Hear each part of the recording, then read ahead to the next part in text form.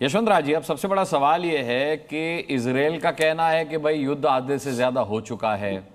America का साफ तौर पर कहना है कि कुछ मुद्दे रह भी जाएं तो भी युद्ध खत्म हो सकता है। ईरान का कहना है कि अंतिम दम तक लड़ूंगा, जहां जहां आप हमला करेंगे आपकी उस हमले का भरपूर जवाब दिया जाएगा। ऐसे में जो पेंटागन में प्रेस कॉन्फ्रेंस होनी है उसमें क्या बड़ा ऐलान हो सकता है? उम्मीद की जा रही है उसमें बहुत बड़ा कोई ऐलान हो सकता है। मुझे ध्यान नहीं है, इस बारे में नॉलेज नहीं है। हो सकता है कि ग्राउंड ट्रूप्स के बारे में कुछ ऐलान हो।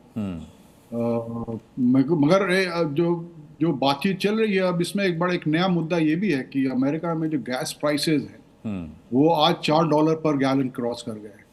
ये 4 साल में पिछली बार ऐसा हुआ था जब 2022 में। और जो आने वाला मिड टर्म है उस इलेक्शन को मद्देनजर रखते हुए ये जो गैस प्राइसेस और फिर इसका स्पाइरल इफेक्ट जो होता है ग्रोसरीज पे सब कुछ, तो ये ट्रम्प पे और ज्यादा प्रेशर डालेगा कि जल्दी से जल्दी इस वॉर को बंद करें। इसलिए मैंने बताया वो जो जर्नल की जो रिपोर्ट थी कि ट्रम्प के अपने एड्स को बोल रहे हैं कि इसको बंद करो, चाहे वो स्टेट ऑफ हॉर्मुज़ खुला है ना खुला है, बंद करके निकलो। तो मुझे ध्यान नहीं कि इस पेंटागन ब्रीफिंग में क्या होने वाला है अभी, और बाकी अगर चल रहा है तो फिर आप यू कैन, ठीक है, आई थिंक लाइव आ रहा है आप तो देख ही रहे होंगे। जी आसिफ रिजवी साहब, अब सवाल ये है कि आप इस तमाम आकलन को सुनकर बड़े खुश हैं, लेकिन सवाल ये है कि अगर युद्ध रुकता है तो किन शर्तों पर रुकेगा? वो शर्तें किसकी तरफ से होंगी? अमेरिका की कुछ शर्तें हैं, कुछ ईरान की शर्तें हैं, और हमें ये नहीं भूलना चाहिए कि पूरा विश्व, पूरी दुनिया जब संकट में है तब ईरान इस युद्ध में भी अरबों कमा रहा है। जी सर, मैं मुस्कुराए इसलिए लाता हूँ कि वजह आप जानेंगे तो आप भी शायद खुश हो। वो ये कि इसराइल की तरफ से काफी मायूसी दिख रही थी और जो जवाब आ रहा था वो बहुत मायूस करने वाला जवाब था। बहरहाल उस पर थोड़ी सी मुस्कुराहट थी। और दूसरा, मैं ये सोच रहा था कि ये जियूस के लिए लड़ेंगे तो यहूदी और ज़ेयोनिस का क्या होगा। और ये कब से सर एक हो गए? ये कब से एक हो गए? ये दो लड़ाई तो थी नहीं ना, ये एक लड़ाई थी इसराइल की लड़ाई थी। उसमें ज्यूस कूद पड़ा बकौल, अगर आप कहें कि धन है।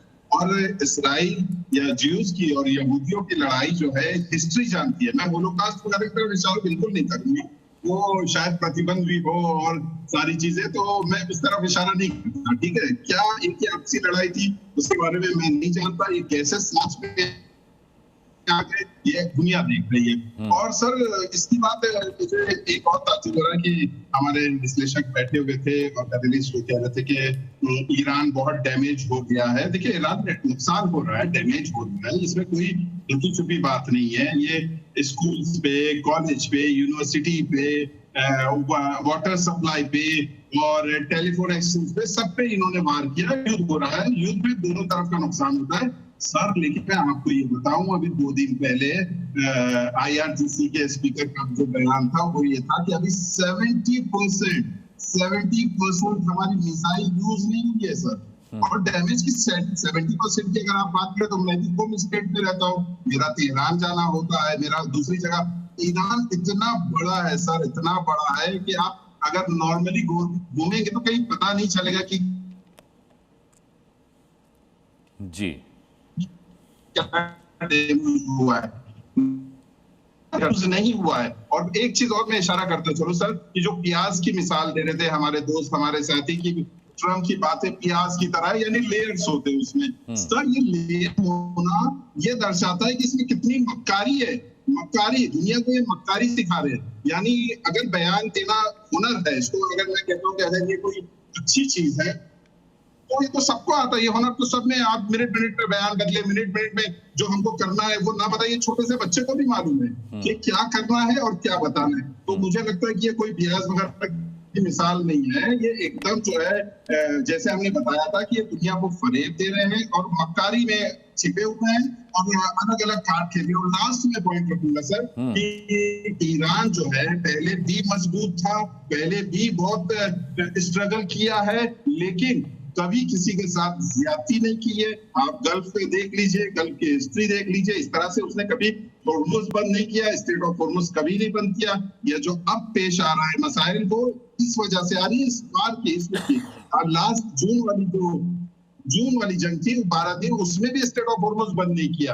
तो मैं ये कहना चाहता हूँ कि ये सब फ्यूचर में ऐसा हो जाएगा जी, ईरान जो है पावर उभर के आएगा, इससे कोई दो राय नहीं है मेरे ख्याल से। ईरान ने जो अपनी ताकत का मुजाहरा किया है, इसमें कोई दो राय नहीं कि अब जो है ईरान उभरेगा। और अब लोग सोचने पे तैयार हैं, कंट्रीज सोचने पे तैयार हैं कि इनके जो डिफेंस सिस्टम है उनका क्या हाल किया, इनके जो राडार है उसका क्या हाल किया, मिसाइल्स का क्या हाल किया। मैंने जैसे मिसाल दिया था F-13, F-15, F-18, F-35, जिसके लाइन में कई कंट्रीज लाइन में लगी हुई थी कि हमको F-35 चाहिए, उसका क्या हाल किया पूरी दुनिया देख चुकी है।